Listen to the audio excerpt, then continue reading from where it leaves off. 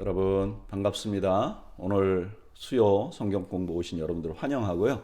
잠시 기도하고 성경 공부 시작하겠습니다. 기도하겠습니다. 하나님 아버지 은혜 감사합니다. 오늘도 저희들이 주의 말씀 앞에 섭니다. 오늘 말씀을 공부하면서 우리 모두에게 은혜의 시간이 되게 하여 주시옵소서. 예수님의 이름으로 기도하옵나이다. 아멘. 네, 오늘은 이제 수요 성경 공부 민수기 이제 마지막 부분을 함께 공부하게 됩니다. 우리가 그동안 계속해서 이제 민수기를 공부해 왔고요. 이제 오늘은 32장을 공부하는데 32장은요, 이스라엘 백성들이 요단 동편 땅을 차지하게 된 배경을 설명을 합니다. 원래 하나님께서 이스라엘 백성들의 조상 아브라함과 이삭과 야곱에게 준 땅은 사실 가나안 서편이에요. 요단강을 건넌 땅이에요.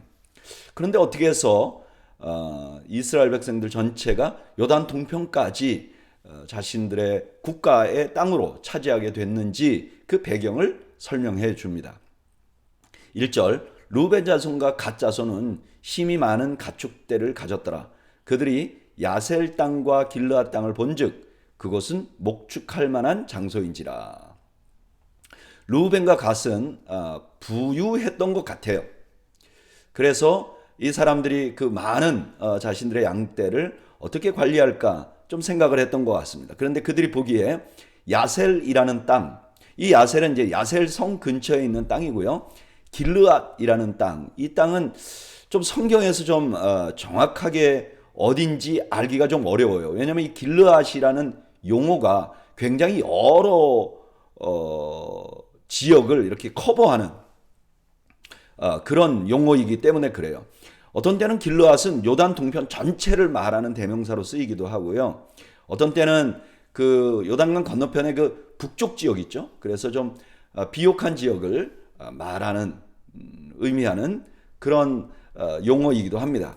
그래서 이 루벤 자손과 갓 자손이 요청했던 땅이 이쪽 지역이죠. 여기 길르앗, 야셀, 그러니까 이 사해 위로에서 이렇게 갈릴리 위까지 이 땅을 요청한 거예요.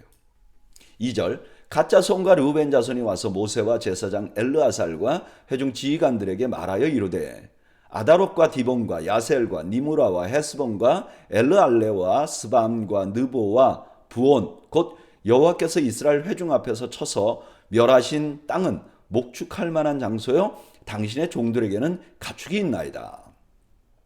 갑자기 이름이 바뀌죠. 이름의 순서가 2절에서 그전에는 르우벤으로부터 시작했는데 2절에서는 갓 자손이 먼저 나와요.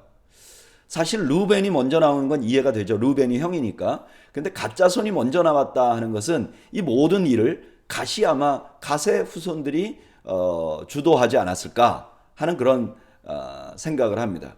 이분들이 4절에 보면 이렇게 말해요. 이 땅이 지금 요단 동편 땅이 하나님이 거기 사는 백성들을 쳐서 이기게 하신 땅이다. 이 말의 의미는 뭐냐면요. 고대에는 두 나라가 전쟁을 하잖아요. 그러면 우리나라가 이겼으면 우리가 이긴 게 아니라 우리의 신이 이겼어요. 그래서 우리가 전쟁에서 이긴 그 땅은 우리의 신이 우리에게 선물로 주신 것 땅이라 이런 개념이 있어요. 그래서 지금 이렇게 말하는 거죠. 이 땅은 하나님이 우리에게 선물로 주신 땅입니다. 라는 의미를 말하는 거예요. 그리고 5절. 이제 본격적으로 자신들의 요청을 말합니다. 또 이르되 우리가 만일 당신에게 은혜를 입었으면 이 땅을 당신의 종들에게 그들의 소유로 주시고 우리에게 요단강을 건너지 않게 하소서. 모세가 갓 자손과 르벤 자손에게 이르되 너희 형제들은 싸우러 가거늘 너희는 여기 앉아 있고자 하느냐. 이 두 지파가 요청한 건 뭐죠? 자기 이제 가나안 땅 서쪽으로 가지 않겠습니다. 여기 그냥 머무르겠습니다. 이 사람들이 원래 애초에 마음은요. 이제 자신들 두 지파는 여기 남고 나머지 지파들 10지파 나가서 전쟁하시오 이런 뜻이었어요. 근데 모세는 그것에 대해서 아주 부정적인 반응을 합니다. 왜냐하면 이렇게 말하는 것은 하나님께서 주신 언약의 선물을 버리는 행위잖아요. 자신들이 가지고 있었던 꿈이 뭐죠? 아브라함과 이삭과 야곱에게 준 땅으로 가는 거잖아요. 근데 여기 있고자 하니까 이거는 말도 안 되는 거죠. 게다가 이 공동체를 깨는 일이기도 합니다. 여러분, 나머지 지파들은 다 나가서 전쟁하는데 이 사람들은 안 나가요. 그럼 누가 전쟁하러 나가고 싶겠습니까? 죽을 수도 있는데. 7절, 너희가 어찌하여 이스라엘 자손에게 낙심하게 하여서 여호와께서 그들에게 주신 땅으로 건너갈 수 없게 하려 하느냐.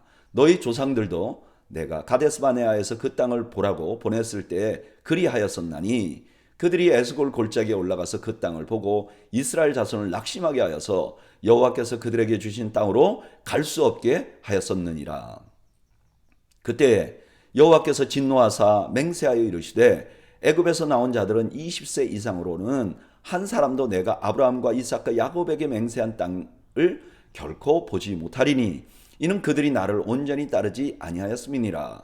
그러나 그나스 사람 여분네 아들 갈렙과 눈의 아들 여호수아는 여호와를 온전히 따랐느니라 하시고, 여호와께서 이스라엘에게 진노하사 그들에게 40년 동안 광야에 방황하게 하셨으므로 여호와의 목전에 악을 행한 그 세대가 마침내는 다 끊어졌느니라. 보라, 너희는 너희의 조상의 대를 이어 일어난 죄인의 무리로서 이스라엘을 향하신 여호와의 노를 더욱 심하게 하는도다. 너희가 만일 돌이켜 여호와를 떠나면 여호와께서 다시 이 백성을 광야에 버리시리니 그리하면 너희가 이 모든 백성을 멸망시키리라. 모세는 한마디로 이들의 행동을 옛날에 40년 전에 가데스바네아에서 정탐을 하고 온 정탐꾼들이 한 말과 똑같다 그래요. 왜냐하면 그들이 이스라엘 전체를 낙심하게 해가지고 하나님의 명령을 어기게 했고, 그 덕분에 40년을 광야에 살았고, 또 그때 그 20세 이상 남자들은 다 죽었다. 너희가 지금 똑같은 일을, 다시 말하면 공동체를 아주 낙심하게 하는 그런 일을 하고 있다라고 경고를 하는 거죠. 16절, 그들이 모세에게 가까이 나와 이르되 우리가 이곳에 우리 가축을 위하여 우리를 짓고 우리 어린아이들을 위하여 성읍을 건축하고 이 땅에 원주민이 있으므로 우리 어린 아이들을 그 견고한 성읍에 거주하게 한 후에 우리는 무장하고 이스라엘 자손을 그곳으로 인도하기까지 그들 앞에서 가고. 이제 이 사람들이 절충안을 내놓는 거예요. 먼저 우리에게 시간 주세요. 그럼 우리가 우리 가족들을 보호할 성을 좀 건축하겠습니다. 그리고 18절, 이스라엘 자손이 각기 기업을 받기까지 우리 집으로 돌아오지 아니하겠사오며 우리는 요단 이쪽 곧 동쪽에서 기업을 받았사오니 그들과 함께 요단 저쪽에서는 기업을 받지 아니하겠나이다. 우리가 우리 아이들만 안전하게 거하면 우리가 함께 전쟁하러 나가겠습니다. 그것도 맨 앞에 용맹하게 쓰겠습니다. 전쟁이 끝날 때까지 우린 절대로 돌아오지 않겠습니다. 전쟁을 완전히 마무리하겠습니다. 그리고 우리는 그쪽에서 기업을 받지 않겠습니다. 우리는 여기에 이 기업으로 만족합니다. 이렇게 절충안을 내놓는 거예요. 이분들의 그 두 지파의 모습을 보면요, 처음에는 이분들이 자신들의 요청이 공동체에게 어떤 영향을 끼칠지 전혀 생각을 못했던 것 같아요. 그런 그들에게 모세는 그들의 요청이 공동체에 어떤 악영향이 있는지를 정확하게 이해하도록 설명해 줍니다. 너희들이 가데스바네아에서 백성을 낙심시키게 한 정탐꾼으로가 똑같다, 이렇게 말합니다. 우리는 이런 말씀을 묵상하면서 우리 자신을 좀 돌아볼 필요가 있어요. 나는 혹시 사소한 행동으로 공동체 전체에 어떤 나쁜 영향을 끼치지는 않는가? 아주 작은 이기적인 행동이 공동체 전체에 큰 손해를 미치게 되지는 않는가? 이렇게 신앙생활 하다 보면요, 특히 교회에서 아주 사소한 이기적인 행동이 전체에 굉장히 시험거리가 되는 경우가 종종 있어요. 제가 옛날에 사역하던 교회에서는요, 어떤 분이 그 교회에서 저희가 이제 사용하는 그 그릇들이 있잖아요. 플라스틱 접시도 있고 또 이제 컵도 있고. 근데 컵을 항상 가져가시는 거예요. 컵 얼마 안 하는데 몇 개의 컵을 가져가시는 거예요. 그것 때문에 많은 분들이 저한테 와서 이거 좀 말 좀 해달라고 시험에 드는 경우가 있었어요. 또 정말 부끄럽지만 제가 처음에 그 유학 갔을 때 그 다닌 학교가 이제 신학교죠. 신학대학원인데 거기에 이런 얘기를 하더라고요. 예전에는 그 신학대학원 수업이 저녁에 밤에 많았어요. 그래서 이제 밤에 저희가 수업을 하러 가면 너무 피곤하잖아요. 보통 낮에 일하고 오는 분들도 많고. 그러니까 너무 피곤하니까 학교에서 무료 커피를 제공을 했어요. 물론 무료이지만 그냥 커피를 이렇게 놓고요. 그 다음에 거기 크림과 설탕까지 다 준비해 놓고 커피를 내려놓는 거죠. 그리고 거기에 컵을 하나 놔뒀어요. 이걸 다 드시고 컵 몇 잔을 드시고 그 다음에 쿼러 하나를 거기다 넣어 주십시오. 그러면 이걸 가지고 우리가 커피를 사서 이거 계속 유지되도록 하겠습니다. 근데 이것이 몇십 년 동안 그렇게 잘 유지가 됐었답니다. 십몇 년 동안. 그런데 한국에서 오신 유학생들이 이제 도착하면서 문제가 생긴 거예요. 왜냐하면은 목사님들이나 신학생들이 그 커피를 마시는 것까지는 좋은데 그 다음에 쿼러를 놓지 않는 거예요. 물론 어떤 분들은 뭐 잊어버려서 안 놓을 수도 있죠. 또 공교롭게도 그날 나에게 쿼러가 없을 수도 있잖아요. 그런데 그런 사람들이 점점 많아지면서 한국 사람들이 수업을 하고 나면 커피는 다 없어지는데 쿼러가 안 들어오는 거예요. 결국 학교에서 그 무료 커피는 아니죠. 무료 커피죠. 커피 마시고 도네이션 하는 거니까 이 제도를 없애버렸어요. 그래서 우리가 커피를 사 먹으려면 훨씬 더 많은 돈을 지불해야 하게 되는 거죠. 이렇게 생각 없이 한 이기적인 행동이 공동체 전체에 악영향을 미칠 수가 있어요. 그래서 우리는 공동체에서 우리 함께 살아가는 공동체에서는 항상 우리 자신을 좀 돌아볼 필요가 있는 것이죠. 20절 모세가 그들에게 이르되 너희가 만일 이 일을 행하여 무장하고 여호와 앞에서 가서 싸우되 너희가 다 무장하고 여호와 앞에서 요단을 건너가서 여호와께서 그의 원수를 자기 앞에서 쫓아내시고 그 땅이 여호와 앞에 복종하게 하시기까지 싸우면 여호와 앞에서나 이스라엘 앞에서나 무죄하여 돌아오겠고 이 땅은 여호와 앞에서 너희의 소유가 되리라마는 너희가 만일 그같이 아니하면 여호와께 범죄함이니 너희 죄가 반드시 너희를 찾아낼 줄 알라. 모세가 다시 한번 맥슈어 하는 거죠. 꼭 그렇게 해야 돼. 그러면서 여기 아주 중요한 말을 해요. 이 땅은 여호와 앞에서 너희의 소유가 되리라. 이제 하나님께서 이 공식적으로 이 땅을 그 두 지파에게 주겠다고 약속한 거죠. 24절 너희는 어린 아이들을 위하여 성읍을 건축하고 양을 위하여 우리를 지으라. 그리하고 너희 입에 말한 대로 행하라. 갓 자손과 르벤 자손이 모세에게 대답하여 이르되 주의 종들인 우리는 우리 주의 명령대로 행할 것이라. 우리의 어린 아이들과 아내와 양떼와 모든 가축은 이곳 길르앗 성읍에 두고 종들은 우리 주의 말씀대로 무장하고 여호와 앞에서 다 건너가서 싸우리이다. 다시 한번 이분들이 고백을 하는 거죠.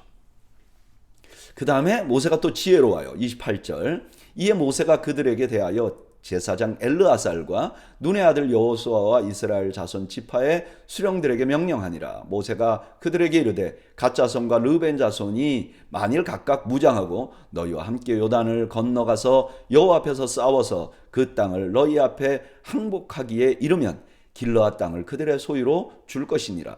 그러나 만일 그들이 너희와 함께 무장하고 건너지 아니하면 그들은 가나안 땅에서 너희와 함께 땅을 소유할 것이니라.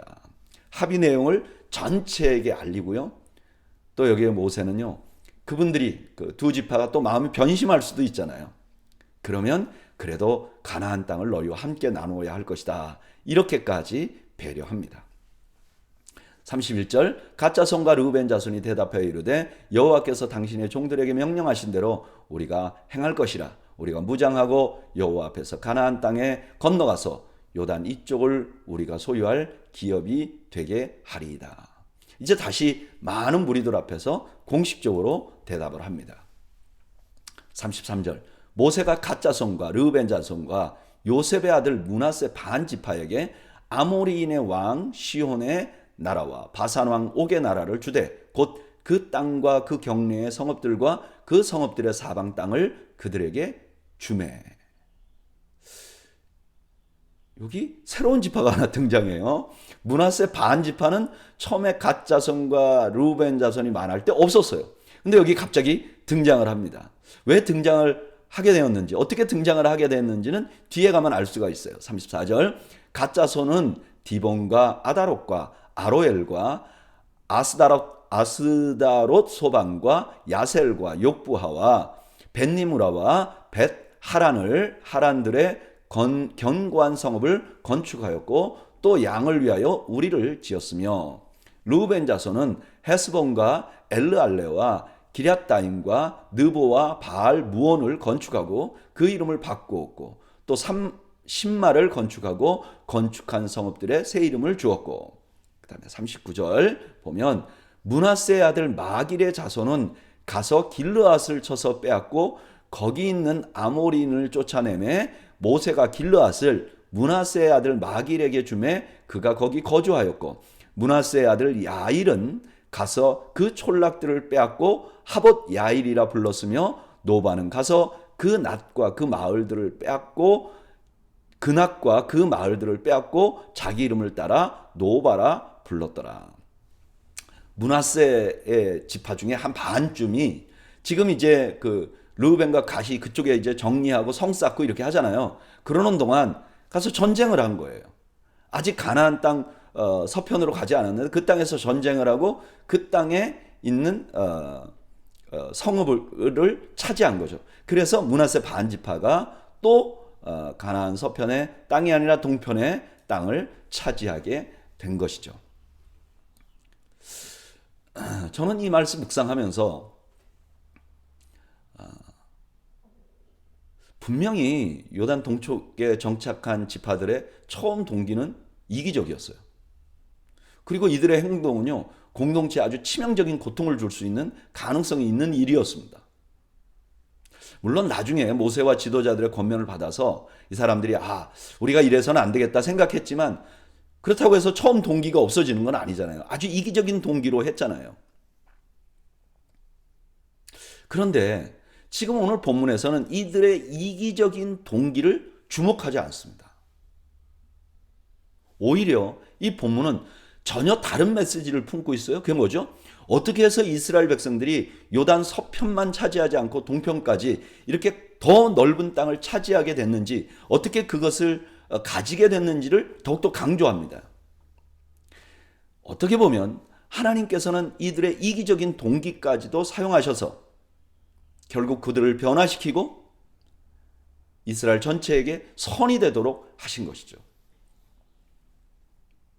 이것은 사실 우리들의 삶에서도 아주 자주 일어납니다. 분명히요, 우리가 이기적인 동기로 시작하잖아요, 어떤 일을. 그런데 나중에 보면 하나님 나라에 선이 되게 하는 경우가 얼마나 많은지 모릅니다. 우리는 이런 일을 보면서 좀 다른 사람들에게도 이런 자세를 좀 가질 필요가 있는 것 같아요. 특히 저 같은 성향의 사람들은, 저는 그 명분을 굉장히 중요하게 생각하는 사람이거든요. 그래서 그 처음 동기가 너무 중요해요. 좀 너무 이기적인 동기로 뭘 하는 걸 보면요, 제 마음에 이런 생각이 들어요. 저거 좋은 결과가 안 나올 텐데 저렇게 이기적인 마음을 가지고 저걸 하면 저거 하나님 기뻐하시지 않을 텐데, 이런 생각이 더 많은 거예요. 그런데 여러분 아시죠? 빌립보서 1장 16절에 바울이 이렇게 말해요. 이들은 내가 복음을 변증하기 위하여 세우심을 받은 줄 알고 사랑으로 하나 그들은 나의 매임에 괴로움을 더하게 할 줄로 생각하여 순수하지 못하게 다툼으로 그리스도를 전파하느니라.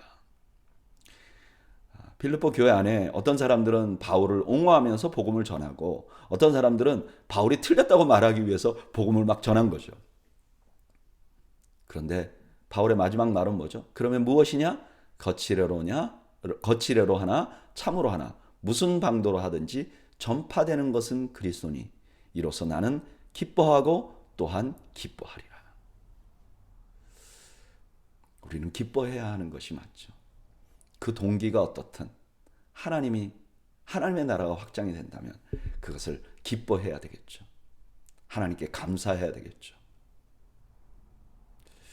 저는 이 말씀 묵상하면서 하나님께 기도했어요. 하나님, 제 마음이 더 넓어지게 해주세요. 제 마음이 포용하게 해주세요. 무엇이 다른데 집중하지 않고 하나님이 우리에게 무엇을 원하는지 더 집중하게 해주세요. 그렇게 저 자신을 놓고 기도했습니다. 저는 오늘 성경 공부 오신 여러분들도 그런 은혜를 함께 누리기를 축복합니다. 33장은 이스라엘이 이제까지 걸어온 노정을 기록합니다. 1절, 모세와 아론의 인도대로 대오를 갖추어 애굽을 떠난 이스라엘 자손의 노정은 이러하니라. 모세가 여호와의 명령대로 그 노정을 따라 그들이 행진한 것을 기록하였으니 그들이 행진한 대로의 노정은 이러하니라.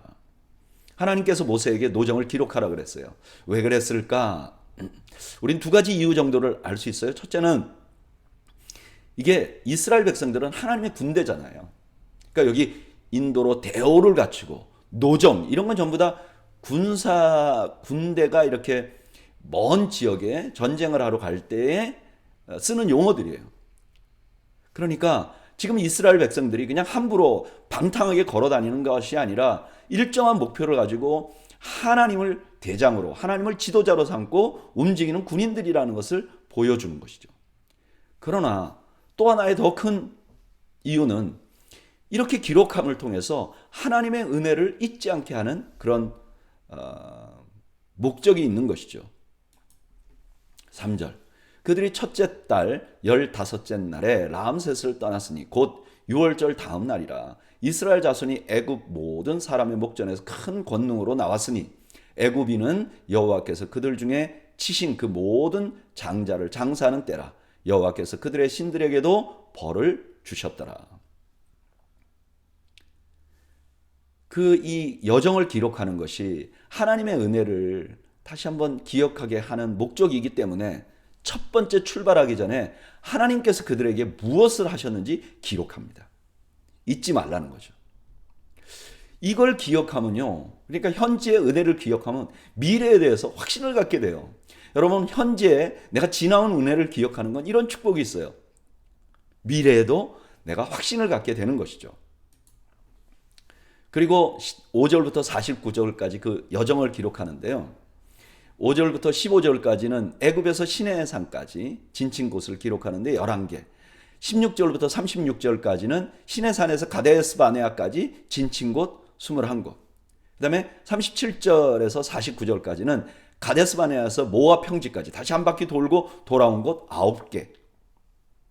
근데요, 이 지명들이 막 나오잖아요. 근데 이 지명이 지금 어디인지 몰라요. 그래서 이 이스라엘 백성들이 지나가는 데를 이렇게 지도에다 그림을 그릴 수가 없어요. 특히나 17개 지역은 여기에만 나와요. 그러니까 오늘날은 알 수가 없는 거죠. 지명이 자꾸 바뀌니까. 그런데요, 오늘날 우리에게는 그렇지만 광야의 이스라엘 백성들에게는 한 장소가 잊을 수 없는 장소들이었을 거예요. 수많은 이야기가 담긴 장소였을 거예요. 그래서 이분들은 이것을 다시 한번 들으면서 한 곳 소홀히 여기지 않았을 거예요. 저는 이 말씀 준비하고 묵상하면서요, 어저께 저의 인생의 여정기를 한번 적어봤어요. 근데 정말 은혜가 되더라고요. 제가 몇 살 때 내 태어난 고향에서 올라와서 서울에서 이러한 장소, 어디 갔을 때, 어디 살 때, 또 한국에서 미국으로 와서 처음에 어디 살 때, 또 어디에 살 때, 이렇게 대충 적어보니까요, 참 진짜 은혜가 없는 곳이 없더라고요. 참 많은 곳을 다녔구나. 그런데 각 지역마다 참 하나님의 은혜가 있었고 또 사람들의 은혜도 많았어요. 고맙고 감사한 사람들도 많이 있고요. 심지어 상처가 있었던 곳도 그 모든 것이 참 감사하더라고요. 저는 오늘 성경 공부 오신 여러분들 이거 한번 해보시면 좋을 것 같아요. 오늘 저녁에 성경 공부 끝나고 나서 한번 한 20분 정도만 내면 되겠더라고요. 큰 종이에다가 내가 살아온 지역 그냥 다 모르니까 무슨 동 어디에 이렇게까지 적어봤는데 참 은혜가 되더라고요. 여러분들도 한번 해보시기를 권해드립니다.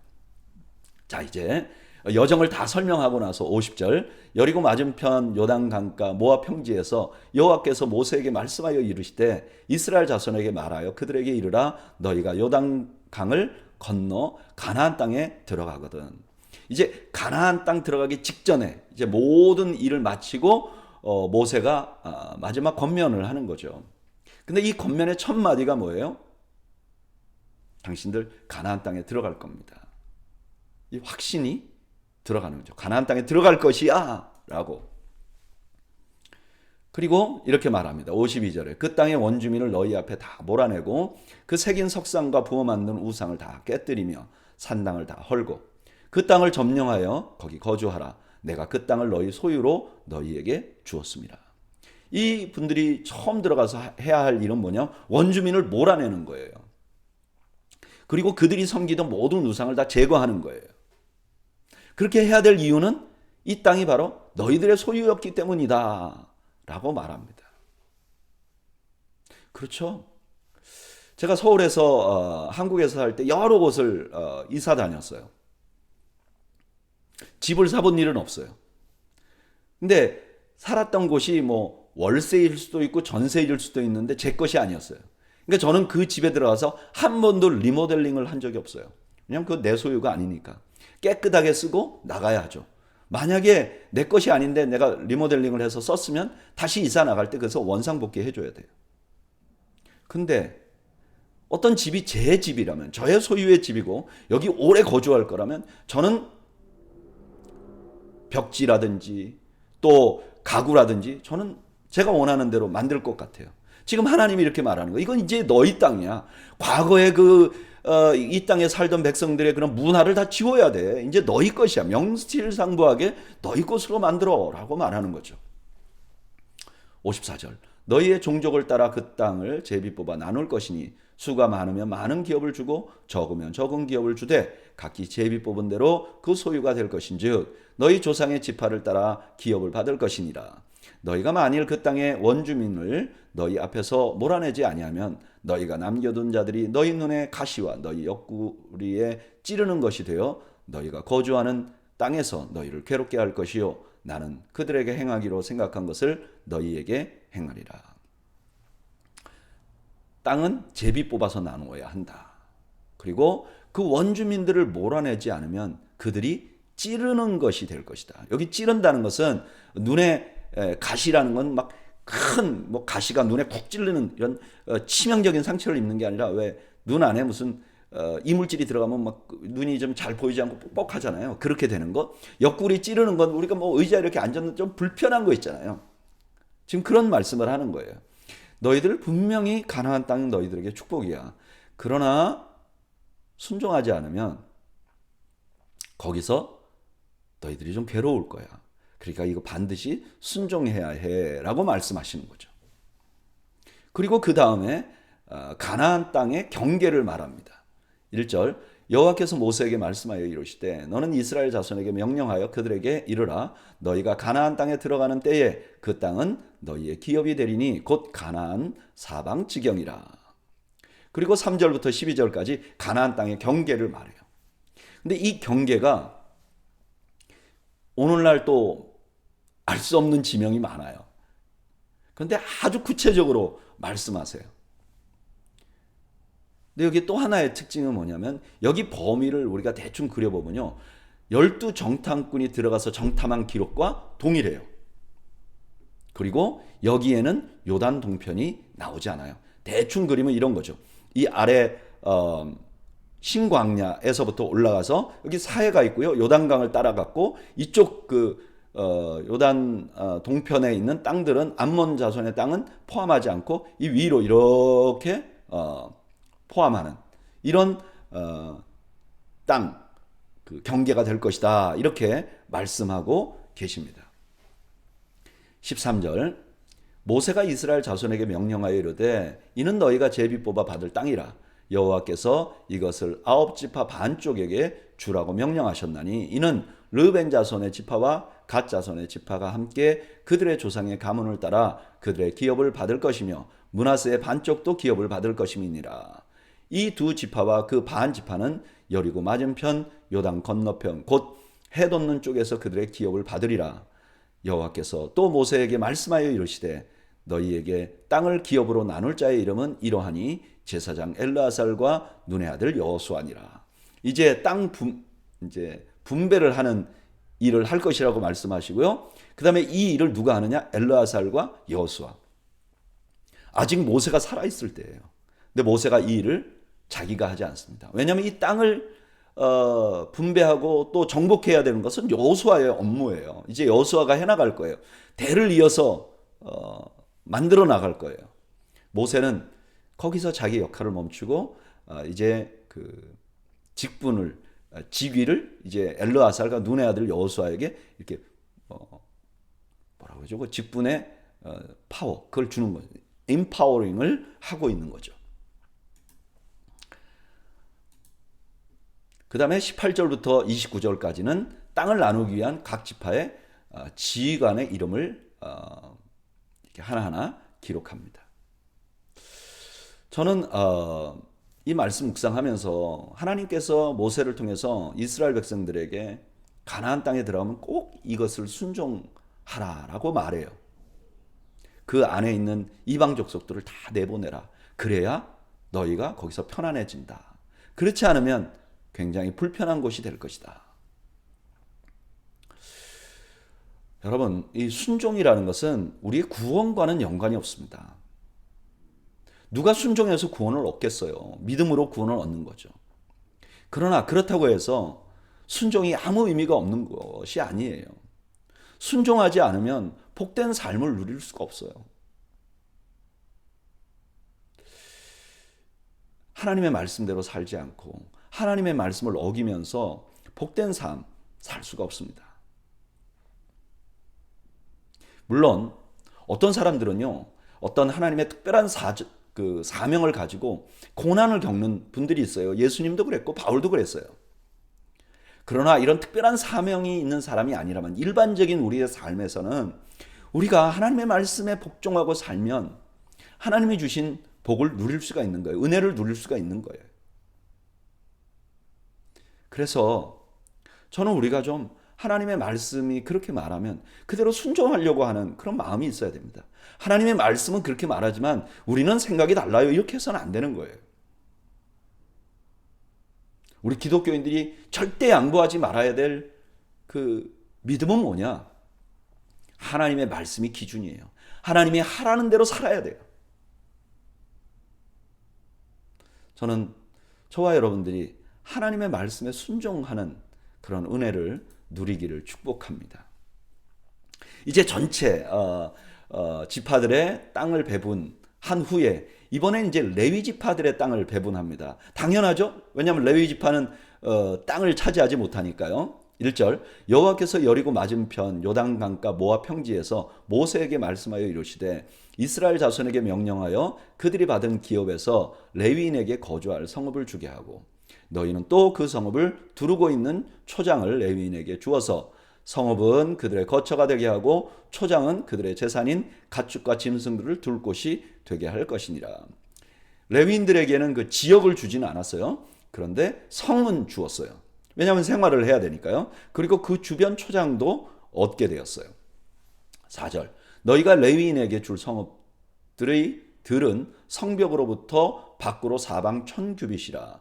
성을 중앙에 두고 성 밖 동쪽으로 2000규빗, 남쪽으로 2000규빗, 서쪽으로 2000규빗, 북쪽으로 2000규빗을 측량할지니 이는 그들의 성읍의 들이며.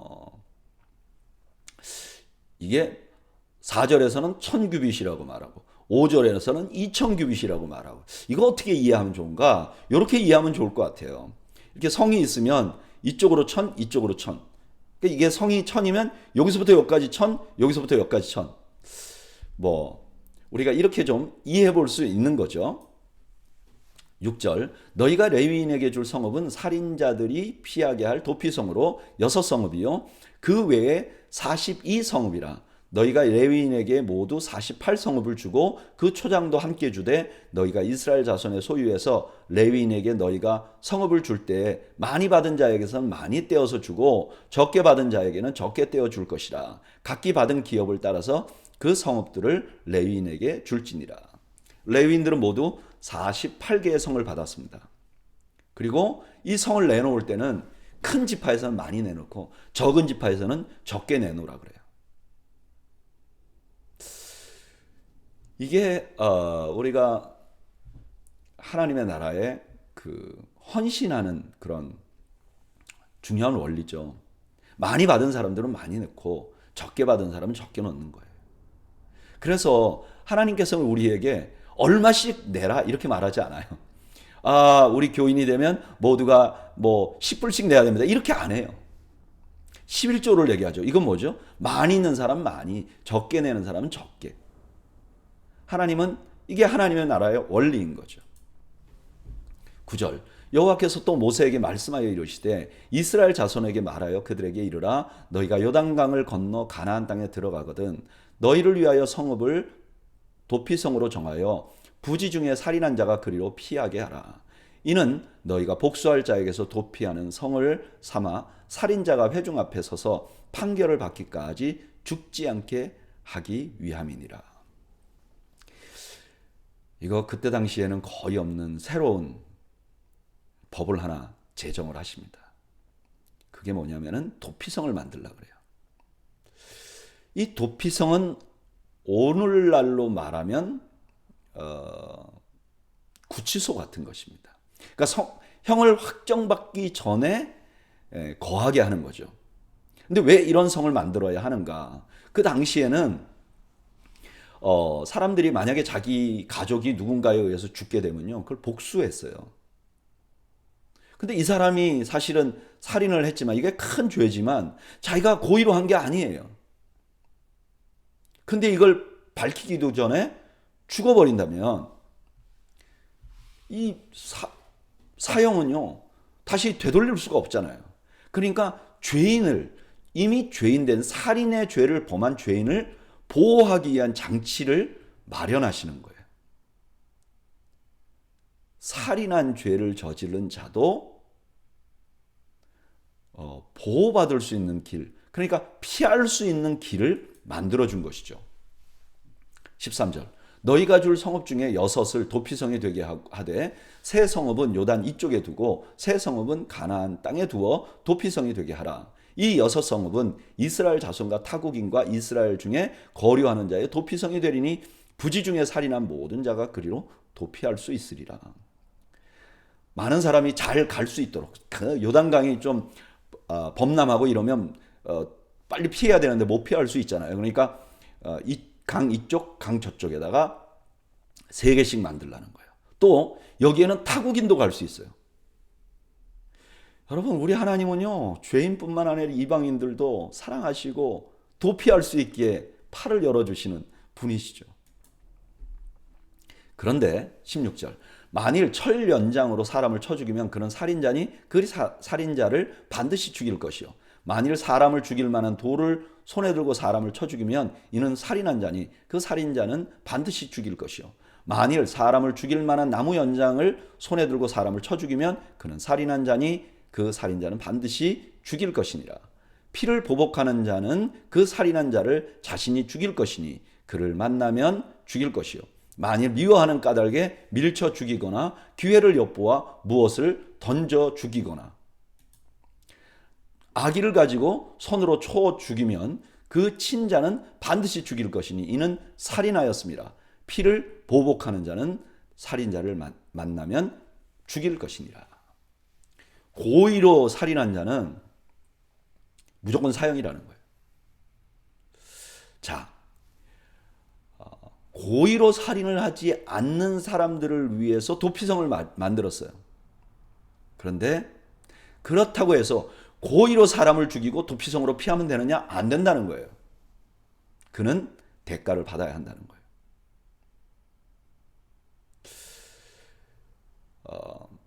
이게 이 당시 상황으로 보면요.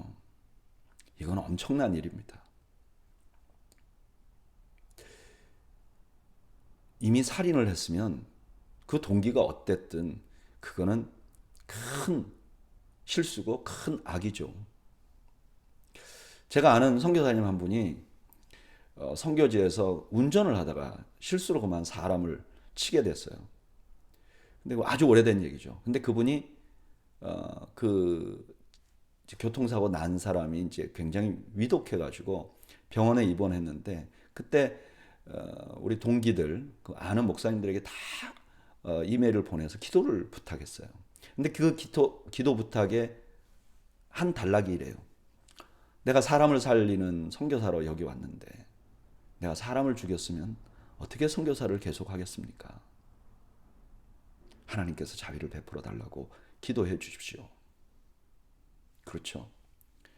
우리가 아무리 우연으로 했다고 하더라도 그에 대한 죄책감이 있는 것이고 그에 대한 그 대가, 어떤 그런 부분이 있는 것이죠. 그런데 하나님께서는 그런 죄인들에게 관심을 가지시고 죄인들이 피할 수 있는 성을 만들어 주시는 것이죠. 이래서 우리 하나님이 우리의 소망이 되시는 거죠. 우리를 이해해 주시고 받아주시는 하나님 때문에 우리가 새로운 소망을 갖게 되는 것이죠.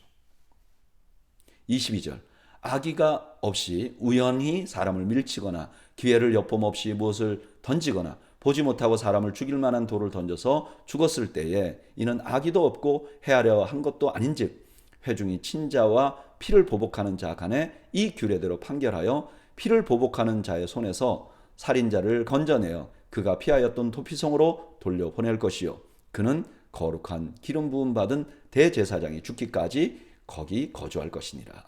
이제 얼마 정도 시간이 지나면 이 그 사람을 재판하는 거죠. 근데 재판해 보니까 이 사람은 고의로 사람을 죽였어요. 그러면 이 사람은 사형에 처하는 거예요. 근데 보니까 이 사람은 고의로 죽인 게 아니에요. 그래도 이 사람이 막 돌아다니면 이게 그 보는 사람이 분노가 일어날 거 아닙니까? 그러니까 이 사람을 도피성으로 보내요. 그래서 거기서 살게 하는 거예요. 그런데 여기에 정말 이해할 수 없는 말이 하나 나와요. 거기 가면 그 다음에 거룩한 기름 부음을 받은 대제사장, 그러니까 전체 대제사장이 죽기까지 거기 있어야 돼. 근데 대제사장이 죽으면 거기서 나와요. 너무 이해가 안 되잖아요. 아니 이상하다. 대제사장이 죽었는데 왜 이 사람이 나와야 하지? 26절 그러나 살인자가 어느 때든지 그 피하였던 도피성 지경 밖에 나가면 피를 보복하는 자가 도피성 지경 밖에서 그 살인자를 만나 죽일지라도 피 흘린 죄가 없나니 이는 살인자가 대제사장이 죽기까지 그 도피성에 머물러야 할 것입니다. 대제사장이 죽은 후에는 그 살인자가 자기 소유의 땅으로 돌아갈 수 있느니라. 이 사람이 도피성에서 나가면 대제사장이 죽기 전에 나가버리면 그냥 다른 사람이 죽여도 할 말이 없다는 거예요. 그런데 대제사장이 죽은 후에는 자기 땅, 원래 자기가 살던 땅으로 돌아갈 수 있다는 거예요. 왜 그랬을까? 우리는 그 대답을 히브리서 10장 21절에서 찾을 수 있어요. 거기에 예수님을 대제사장으로 말하죠. 예수님을 우리에게 있는 큰 대제사장, Great Priest. 이렇게 이해하면 그 예수님의 죽음이 우리에게 어떤 의미가 있는지를 알려주기 위해서 이런 제도를 만든 것이 아닌가 하는 생각을 피할 수가 없죠.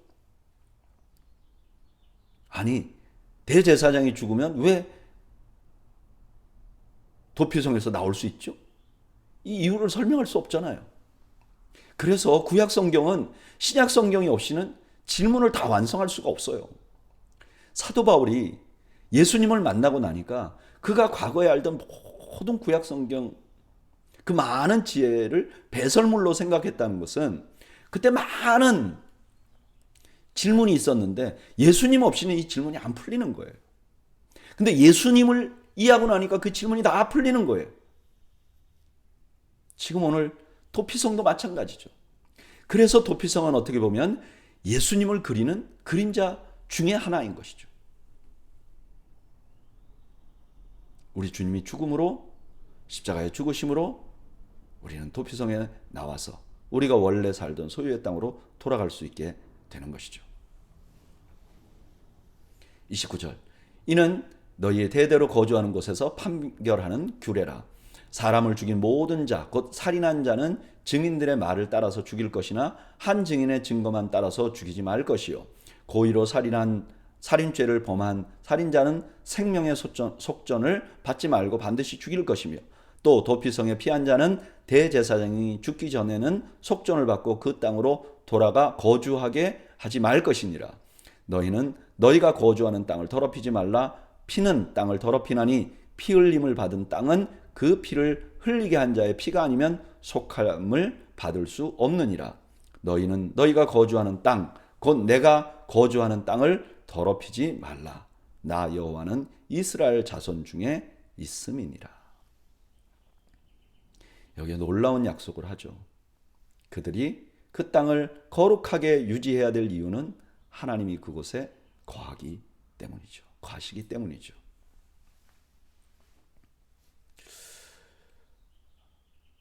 이 도피성에 대한 이 말씀은 참 놀라운 말씀이죠. 우리가 죄인일지라도 하나님 앞에 갈 수 있는 길을 열어주시는 거죠. 그리고 대제사장이신 우리 주님께서 십자가에 죽으심으로 우리 죄를 용서받을 수 있는 길이 열렸다는 것도 알려주는 것이죠. 그래서 우리가 주님 앞에 나아갈 수 있는 것이죠. 우리 주님께서 우리의 죄를 속해 주셨다는 것을 다시 한번 확신할 수 있는 것이죠. 이제 민수기서 마지막 장면입니다. 1절 요셉 자손의 종족 중 므낫세의 손자 마길의 아들 길르앗의 손자 종족들이 수령들이 나와 모세와 이스라엘 자손의 수령된 지휘관들 앞에 말하여 이르되 여호와께서 우리 주에게 명령하사 이스라엘 자손에게 제비 뽑아 그 기업의 땅을 주게 하셨고 여호와께서 또 우리 주에게 명령하사 우리 형제 슬로브앗의 기업을 그의 딸들에게 주게 하였은즉. 여기 슬로브앗이라는 사람 이름은 27장에 이미 나왔죠. 아들이 없이 죽은 사람. 그래서 딸들에게도 유산을 물려줄 수 있게 해준 그 일을 기억하게 하는 거죠. 3절 그들이 만일 이스라엘 자손의 다른 지파들의 남자들의 아내가 되면 그들의 기업은 우리 조상의 기업에서 떨어져 나가고 그들이 속할 그 기업의 지파의 기업에 첨가되리니 그러면 우리가 제비 뽑은 기업에서 떨어져 나갈 것이요 이스라엘 자손의 희년을 당하여 그 기업이 그가 속한 지파에 첨가될 것이라. 그런즉 그들의 기업은 우리 조상의 지파의 기업에서 아주 삭감되리라. 딸들밖에 없어서 딸이 유산을 받았는데 기업을 받았는데 이 딸이 다른 남자와 다른 지파의 남자와 결혼하면 우리 땅이 다른 지파에 넘어가는 거 아닙니까? 그래서 슬로브앗의 기업을 우리가 잊어버리게 되는 거 아닙니까? 하는 제안이에요. 5절 모세가 여호와의 말씀으로 이스라엘 자손에게 명령하여 이르되 요셉 자손 지파의 말이 옳도다.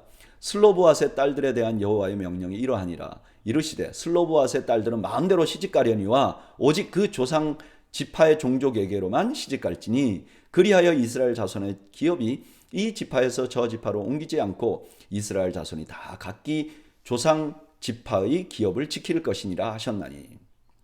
이스라엘 자손의 지파 중 그 기업을 이은 딸들은 모두 자기 조상 지파의 종족이 되는 사람의 아내가 될 것이라. 그리하면 이스라엘 자손이 각기 조상의 기업을 보존하게 되어 그 기업이 이 지파에서 저 지파로 옮기게 하지 아니하고 이스라엘 자손의 지파가 각각 자기의 기업을 지키리라. 슬로브앗의 딸들이 여호와께서 모세에게 명령하신 대로 행하니라. 타 지파에게 시집가지 말라고 명령한 거죠. 그리고 정리합니다. 11절 슬로브앗의 딸 말라와 디르사와 호글라와 밀가와 노아가 다 그들의 숙부의 아들들의 아내가 되리라. 그들이 요셉의 아들 므낫세 자손의 종족 사람의 아내가 되었으므로 그들의 종족 지파에 그들의 기업이 남아 있었더라. 이는 여리고 맞은편 요단가 모압 평지에서 여호와께서 모세를 통하여 이스라엘 자손에게 명령하신 명령과 규례니라. 모세가 마지막으로 한 말, 이것이 뭐였죠? 이 슬로보앗의 주어진 기업을 지키게 하는 것이었어요. 저는 이제 민수기를 쭉 우리가 묵상하면서 이런 생각이 들더라고요. 왜 민수기는 이런 이야기로 마무리가 될까? 좀 더 멋지게 될 수도 있고 좀 더 엄격하게 될 수도 있는데 왜 이 슬로보앗이라는 사람의 땅이 그 지파 안에 계속 남아있다는 것을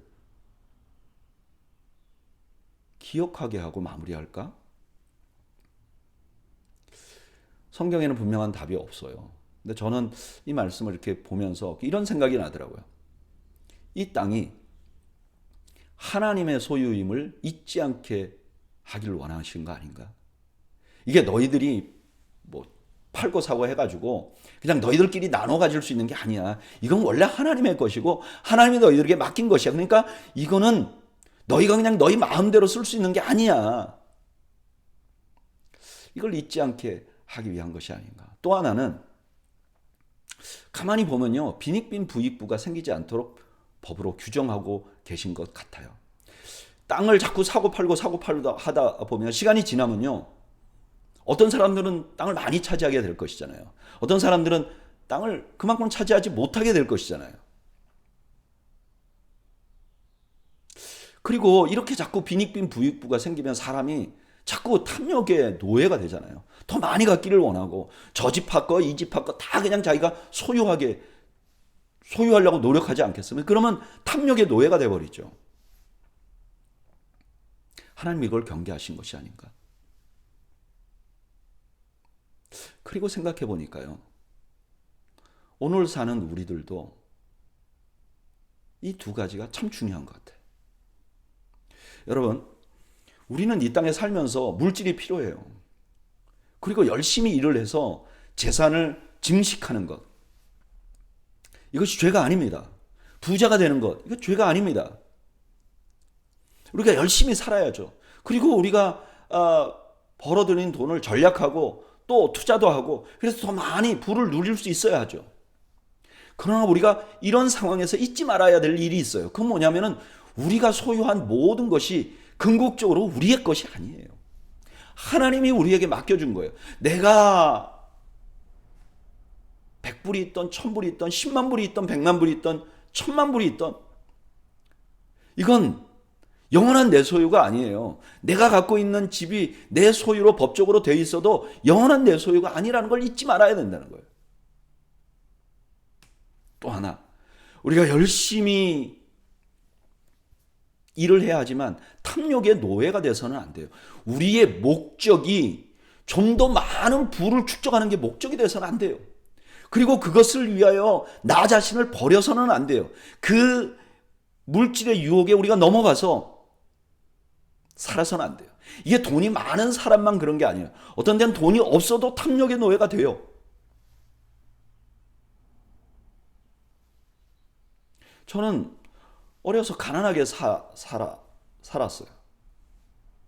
근데 가난한 사람은 물질에 이렇게 좀 초연한가요? 아니에요. 1000원짜리 한 장, 100원짜리 한 장 때문에, 하나 때문에 치고받고 싸워요. 친척끼리 등 돌려요. 돈이 많다고 탐욕의 노예가 되고 돈이 없다고 탐욕의 노예가 안 되는 게 아니에요. 돈이 없이도 탐욕의 노예가 될 수가 있어요. 저는 하나님이 왜 이렇게 하셨는지 이해할 수 있을 것 같아요. 왜냐하면 아무리 좋은 가나안 땅에 들어가도 이거 다 내 거야. 이건 내 거야. 내 마음대로 할 수 있어. 그리고 그것을 막 그 안에서 부를 축적하면서 막 탐욕의 노예가 되면 분명히 약속의 땅이지만 그것은 더 이상 그들에게 행복한 복된 젖과 꿀이 흐르는 땅이 아니게 될 수 있는 거예요. 눈에 보이는 젖과 꿀은 흐르지만 그곳에서 그들은 고통을 경험할 수밖에 없는 거예요. 오늘날도 마찬가지입니다. 우리가 주님을 알고 하나님 나라를 알고 이 땅에서 하나님이 주신 은혜 가운데 살지만 우리가 탐욕의 노예가 되면 그 순간에 우리는 하나님이 주신 많은 은혜를 누리지 못하게 되는 것입니다. 예수는 믿지만 고통스럽게 살 수밖에 없는 것입니다. 사랑하는 여러분, 오늘 민수기를 마치면서 저는 우리에게 오늘 하루도 모든 것을 공급해 주신 하나님, 천주의 주관자이신 하나님을 찬양하고 우리에게 준 소유를 우리가 잘 누리고 다스리고 탐욕의 노예가 되지 않도록 우리 마음을 간수하는 그런 결단의 시간이 되기를 축복합니다. 기도하겠습니다. 하나님, 오늘 저희가 민수기 말씀을 마치면서 하나님이 주신 이 가나안 땅에 들어가서 우리가 잊지 말아야 할 것을 다시 한번 생각해 봅니다. 우리에게 주신 모든 것이 하나님의 소유이며 우리는 다만 청지기임을 잊지 않게 하시고 우리에게 주신 것에 우리가 종살이하지 않게 하시고 잘 다스려 하나님과 많은 사람들에게 유익을 끼칠 수 있는 저희 모두가 될 수 있도록 도와주시옵소서. 그래서 하나님이 선물로 주신 이 땅에서 우리 인생을 살며 하나님 앞에 참으로 복된 인생 살아갈 수 있도록 저희 모두를 인도해 주시옵소서. 감사합니다. 예수님의 이름으로 기도하옵나이다. 아멘. 네, 여러분 오늘 저녁에도 여러분들 모두에게 하나님의 크신 은총이 함께하기를 바라고 평강이 여러분들 가정에 넘치시기를 주님의 이름으로 축복합니다. 감사합니다.